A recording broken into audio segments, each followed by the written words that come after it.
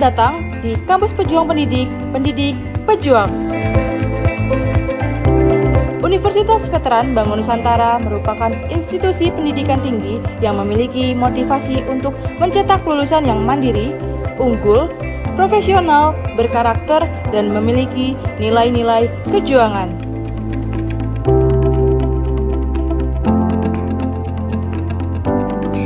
Saya Rektor Universitas Veteran Bangun Nusantara, Profesor Dr. Farida Nugrahani Magister Humaniora.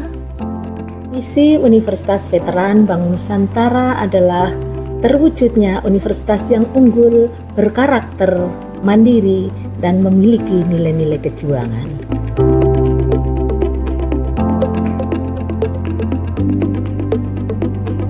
Univet bisa, Univet jaya, Univet unggul luar biasa.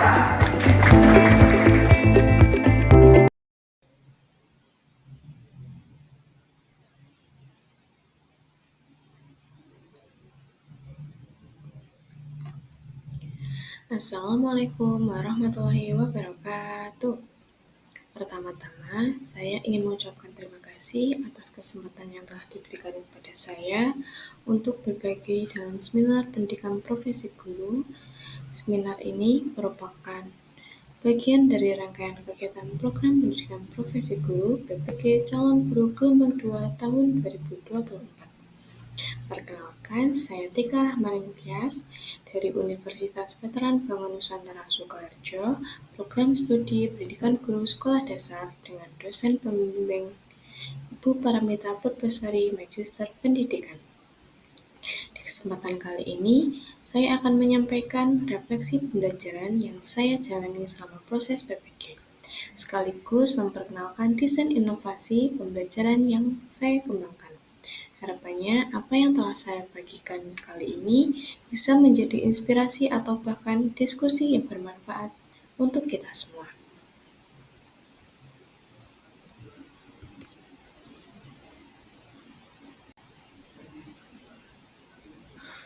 Ada pepatah mengatakan, tak kenal maka tak sayang. Izinkan saya untuk memperkenalkan diri. Perkenalkan, nama saya Tika Rahmaning Tias, saya lahir di Wonogiri pada tanggal 24 Juli tahun 2000. Saat ini saya merupakan mahasiswa PPG Calon Guru Gelombang 2 tahun 2024, program studi Pendidikan Guru Sekolah Dasar PGSD dari kelas 3 di Universitas Veteran Bangun Nusantara Sukoharjo dengan nomor induk mahasiswa 24225200101. Saya berasal dari Kecamatan Pracimantoro.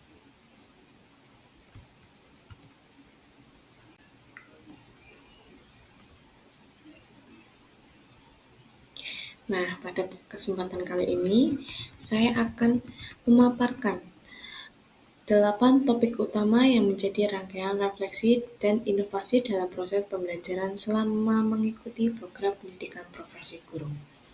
Yang pertama, ada identifikasi diri, kedua, pengalaman belajar, nomor 3, ada refleksi pembelajaran bermakna, keempat, analisis artefak pembelajaran yang dipilih, kelima, produk luaran yang telah dihasilkan, keenam, desain inovasi pembelajaran, ketujuh, rencana tindak lanjut, dan yang terakhir ada makna guru sebelum dan sesudah mengikuti PPG.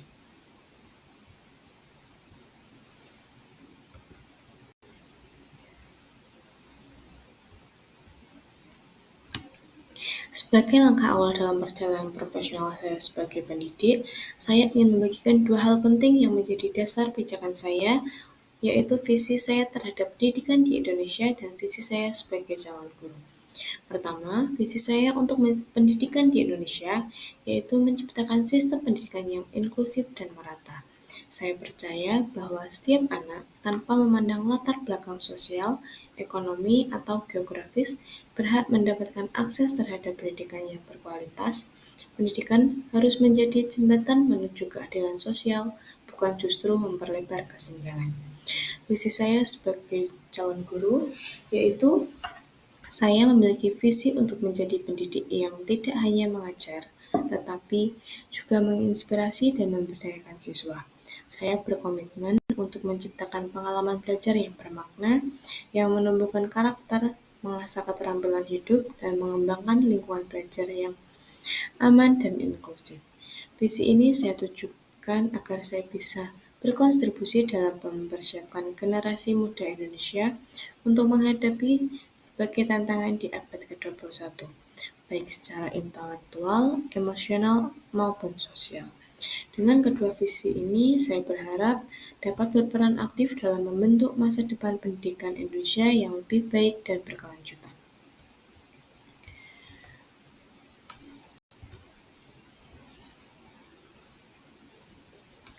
Untuk mewujudkan visi saya terhadap pendidikan di Indonesia dan peran saya sebagai calon guru, saya menyadari bahwa dibutuhkan usaha dan strategi yang terarah. Oleh karena itu, saya menetapkan beberapa langkah utama yang akan saya lakukan secara konsisten. Yang pertama, ada pengembangan diri. Saya akan terus belajar dan meningkatkan kompetensi profesional maupun personal melalui pelatihan, seminar, membaca literatur pendidikan, serta berdiskusi dengan rekan sejawat dan mentor. Kedua, pihak praktik secara langsung. Saya percaya bahwa pembelajaran terbaik adalah melalui pengalaman. Oleh karena itu, saya akan memanfaatkan setiap kesempatan praktik mengajar untuk menerapkan teori yang saya pelajari dalam konteks nyata di kelas. Ketiga, beradaptasi. Dunia pendidikan terus berubah dan sebagai calon guru, saya harus siap beradaptasi dengan perkembangan teknologi, pendekatan pedagogis baru, serta kebutuhan peserta didik yang semakin beragam. Keempat, evaluasi diri. Setiap langkah yang saya ambil akan saya refleksikan dan evaluasi secara berkala. Hal ini penting agar saya terus tumbuh dan tidak berhenti pada zona nyaman, serta mampu melakukan perbaikan untuk berkelanjutan. Melalui langkah-langkah tersebut, saya berharap bahwa saya bisa bergerak lebih dekat menuju visi yang telah saya yakini dan pada akhirnya dapat memberi kontribusi nyata dalam memajukan pendidikan di Indonesia.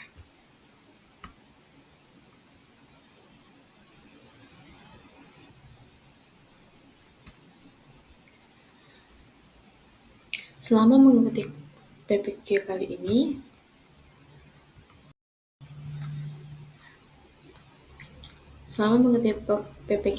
ada pengalaman belajar yang bermakna bagi saya, yaitu selama 2 semester ini ada 13 mata kuliah yang di semester 1 ada filosofi pendidikan Indonesia, yang kedua pembelajaran berdiferensiasi, ketiga prinsip pengajaran dan asesmen 1, yang keempat ada perspektif sosiokultural dalam pendidikan di Indonesia, yang kelima pemahaman peserta didik dan pembelajarannya, yang keenam ada PPKS atau pencegahan perilaku kekerasan seksual, dan yang terakhir ada PPL 1. Di semester 2 ada 6 mata kuliah, yaitu yang pertama ada Computational Thinking atau CT, yang kedua pembelajaran sosial emosional, yang ketiga prinsip pengajaran dan asesmen 2, yang keempat ada PPL 2, yang kelima ada proyek pemimpinan, dan yang terakhir ada seminar pendidikan. Semua pengalaman telah membentuk landasan kuat bagi saya untuk menjadi pendidik yang tidak hanya kompeten, tetapi juga adaptif, reflektif, dan berpihak pada peserta didik.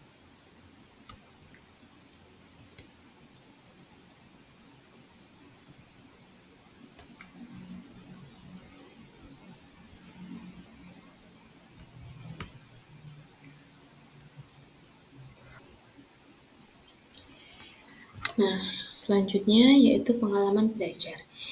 Di sini saya mengambil mata kuliah prinsip pengajaran dan asesmen 2. Di prinsip pengajaran dan asesmen 2 ada 3 topik, yaitu topik pertama ada mempelajari pemahaman karakter peserta didik melalui asesmen awal, yang kedua ada pendekatan Teaching at the Right Level atau TARL pada perancangan pengajaran dan asesmen, yang ketiga ada pendekatan Culturally Responsive Teaching pada perancangan pengajaran dan asesmen.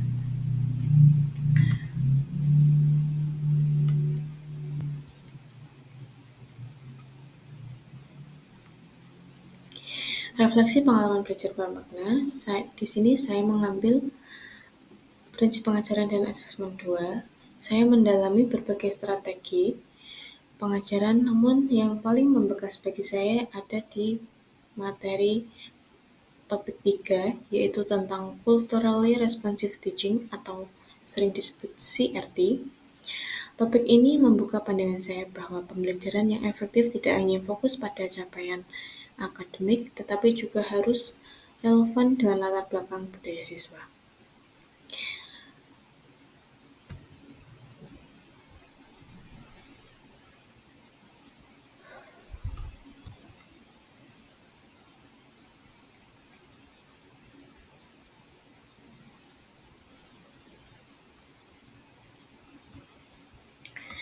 Nah, saya belajar bahwa mengintegrasikan budaya lokal ke dalam proses pembelajaran dapat meningkatkan keterlibatan peserta didik dan memperkuat identitas mereka dan menciptakan suasana belajar yang inklusif. Hal ini sangat penting terutama di Indonesia yang kaya akan keberagaman budaya. Dengan memahami dan menerapkan pendekatan pengajaran yang responsif budaya, saya merasa terdorong untuk merancang pembelajaran yang lebih kontekstual. Saya ingin memastikan bahwa setiap siswa merasa dihargai, dilibatkan, dan melihat dirinya dalam apa yang mereka pelajari di kelas. Inilah salah satu wujud pembelajaran yang bermakna menurut saya, pembelajaran yang berpihak pada peserta didik.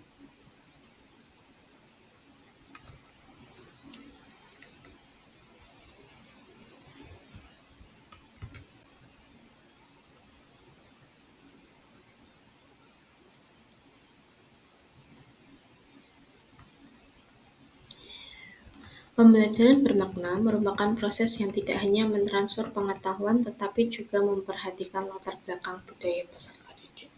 Pendekatan CRT menjadi kunci dalam menciptakan pengalaman belajar yang relevan dan menyenangkan.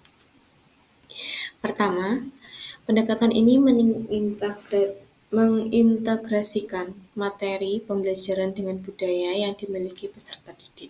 Artinya, apa yang diajarkan tidak terlepas dari realitas sosial dan budaya yang mereka alami sehari-hari. Hal ini membantu peserta didik memahami materi dengan lebih dalam karena mereka merasa terhubung secara personal. Yang kedua, CRT sangat erat kaitannya dengan terciptanya lingkungan belajar yang menyenangkan dan inklusif. Suasana kelas menjadi tempat yang aman bagi semua peserta didik untuk berekspresi, berpartisipasi, dan merasa dihargai. Yang ketiga, sebagai calon guru, saya menyadari bahwa melalui pendekatan ini, saya dapat meningkatkan kesadaran peserta didik terhadap identitas budayanya sendiri. Secara mereka akan belajar untuk menghargai keragaman dan membangun rasa percaya diri berdasarkan kekayaan budaya yang mereka miliki. Dengan demikian, pembelajaran tidak hanya menjadi proses akademik, tetapi juga proses membangun karakter dan identitas peserta didik secara holistik.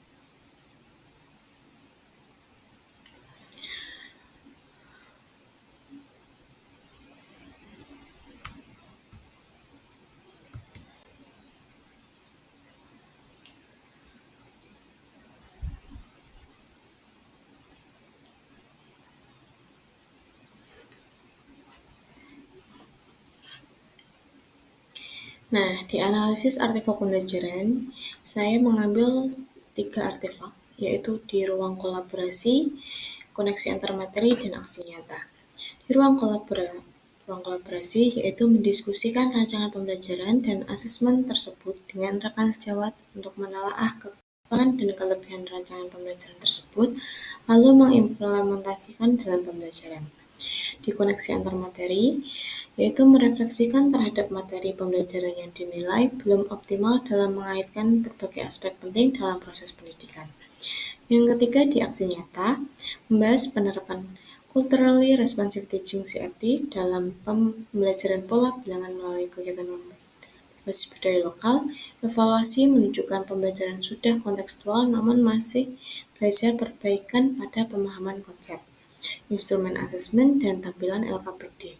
Rencana tindak lanjut mencakup revisi RPP, pengembangan perangkat berbasis budaya, serta penyusunan rubrik dan soal evaluasi yang lebih rinci dan kontekstual.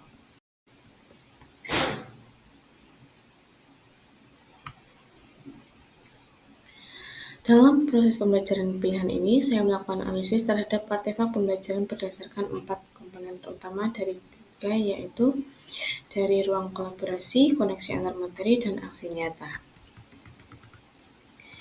Sebagai pelengkap, tersedia kode QR yang dapat di-scan untuk melihat dokumentasi atau produk artefak yang telah saya buat secara langsung sebagai bukti proses reflektif dan implementatif yang telah saya jalani dalam pembelajaran pilihan ini.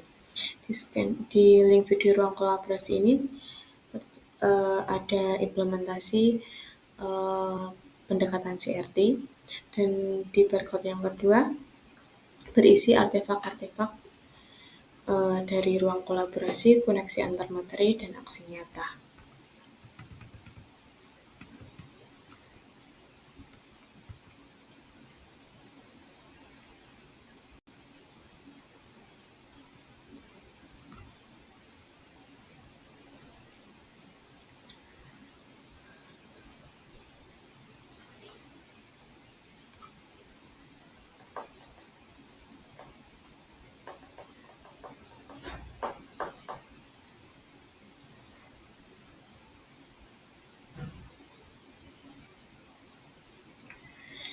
Nah, di desain inovatif pembelajaran,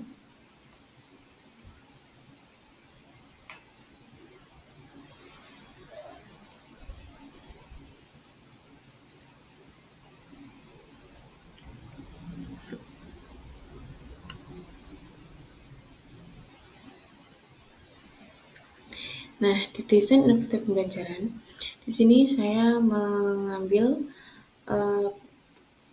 perangkat pembelajaran atau modul ajar. Yang pertama, menentukan topik desain pembelajaran dengan pendekatan CRT berbasis PJBL, Project Based Learning, dalam pembelajaran matematika, yaitu mengambil topik bangun datar dan bangun ruang pada replika rumah adat Joglo. Yang kedua, menyusun desain pembelajaran meliputi penyusunan modul ajar, bahan ajar, LKPD, dan perangkat asesmen. Yang ketiga, mengimplementasikan modul pembelajaran tersebut pada pembelajaran di kelas. Yang keempat, berkolaborasi dengan rekan sekelompok untuk menyusun buku terkait penerapan CRT dalam pembelajaran sebagai produk luaran.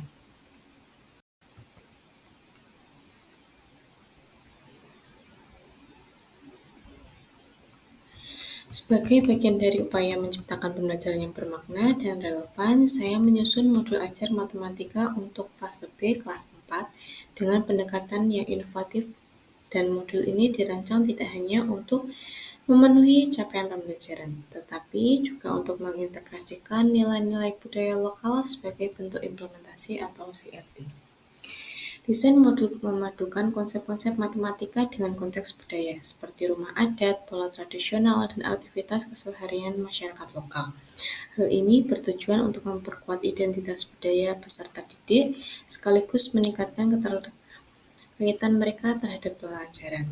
Selain itu, modul ini juga memberikan ruang bagi guru untuk berinovasi dan berkolaborasi dalam menyusun strategi pembelajaran yang adaptif dan responsif terhadap kebutuhan peserta didik.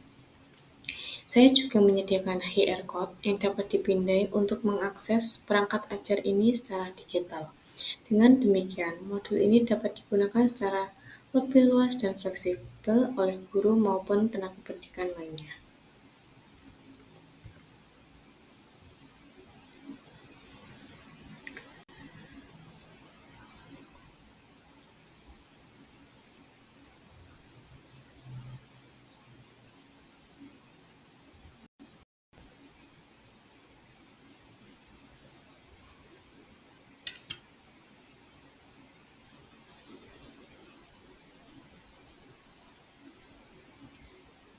Nah, ini adalah dokumentasi kegiatan pembelajaran CRT yang telah saya laksanakan.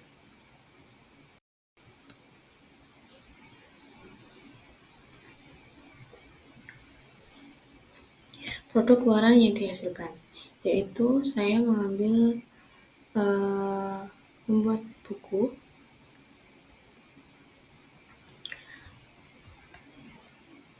Sebagai hasil nyata dari proses pengembangan pembelajaran yang inovatif, saya bersama tim telah menghasilkan sebuah produk keluaran berupa buku yang berjudul tentang Matematika dan Budaya, Pendekatan Etnomatematika dalam Pembelajaran.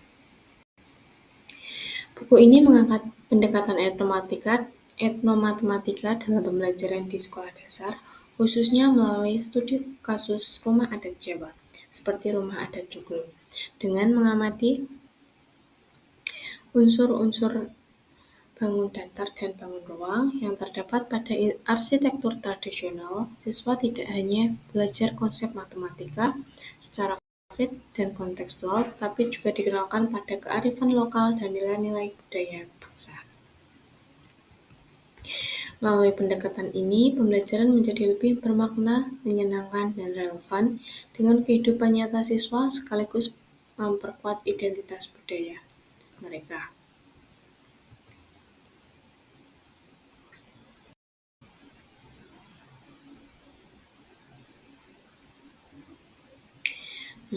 Pada buku ini terdapat 6 contoh pembelajaran matematika yang berbasis etnografi, dilengkapi dengan lembaran modul ajarnya. Berikut topik yang pembelajaran yang diangkat. Ada 6, yaitu konsep peluang dalam permainan ular tangga, konsep sudut pada permainan layang-layang. Yang ketiga ada konsep bilangan pecahan dalam makanan tradisional. Yang keempat ada operasi hitung dalam permainan congklak. Yang kelima, bangun datar dan bangun ruang pada replika rumah adat Jawa. Yang keenam, ada pola bilangan pada anyaman tradisional. Di sini disediakan barcode untuk mengakses buku yang telah kami buat dari tim PPL kami.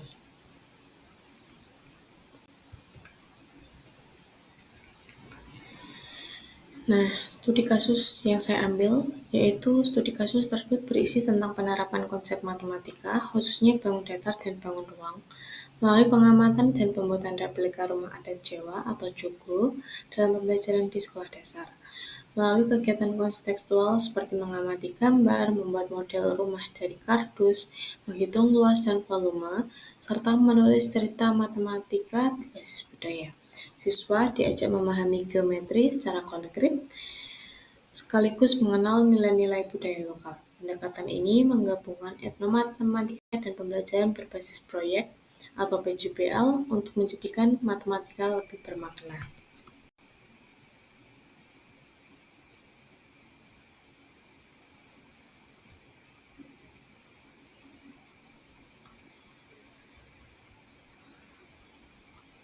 Sebagai tindak lanjut dari proses pembelajaran yang telah saya jalani, saya memiliki 3 komitmen utama untuk terus berkembang sebagai pendidik.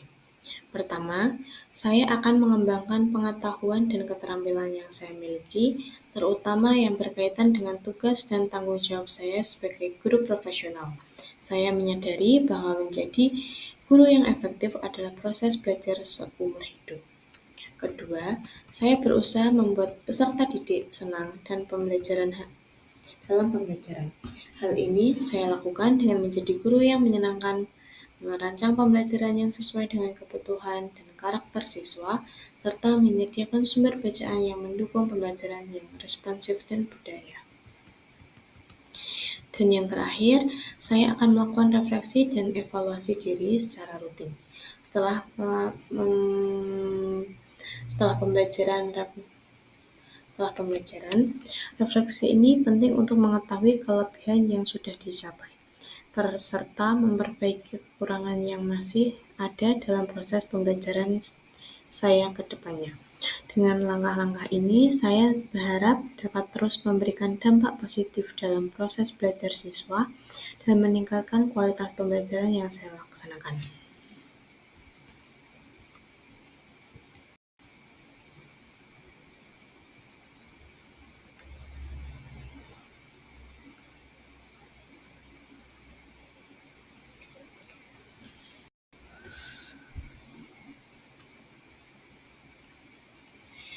Makna guru sebelum dan sudah mengikuti PPG. Setelah mengikuti perkuliahan PPG, saya memahami bahwa peran guru tidak lagi sekedar sebagai pengajar, tetapi sebagai fasilitator yang harus mampu memperhatikan kebutuhan dan karakteristik peserta didik secara individu. Seorang guru juga dituntut untuk terus berinovasi dan kreatif dalam merancang pembelajaran yang menyenangkan dan bermakna. Pembelajaran ini tidak bisa dilakukan secara satu arah, melainkan perlu disesuaikan dengan kesiapan belajar dan perbedaan setiap anak. Saya juga menyadari bahwa menjadi guru berarti menjadi pembelajaran sepanjang hayat.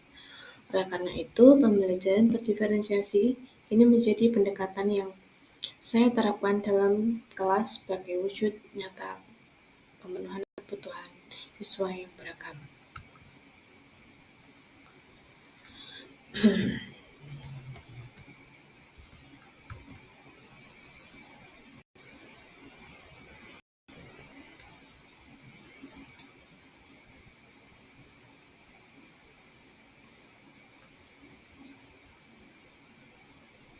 Sebagai penutup, perjalanan mengikuti pendidikan profesi guru PPG telah membuka wawasan saya dalam memaknai peran guru secara lebih mendalam dan profesional. Inovasi pembelajaran yang saya kembangkan seperti modul ajar berbasis ilmu matematika merupakan langkah nyata untuk menghadirkan pembelajaran yang kontekstual, menyenangkan, dan menghargai budaya lokal. Saya percaya bahwa guru bukan hanya pengajar melainkan juga pembelajar sepanjang hayat, inovator, dan agen perubahan. Dengan semangat refleksi dan evaluasi diri yang berkelanjutan, saya siap untuk bertumbuh demi memberikan yang terbaik bagi peserta didik. Mari kita bersama-sama membangun pendidikan yang lebih baik yang tidak hanya mengajar tetapi juga menginspirasi. Sekian presentasi dari saya. Jika ada salahnya, saya mohon maaf. Wassalamualaikum warahmatullahi wabarakatuh.